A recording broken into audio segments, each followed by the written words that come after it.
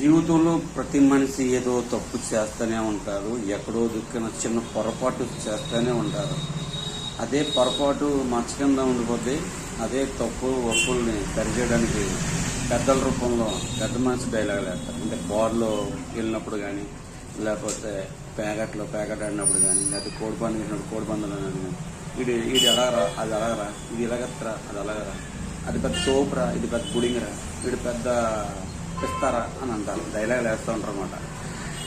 ఎవరు ఇంట్లో సంవత్సరం చూసుకుంటే పుస్తకమే ఉంటుంది.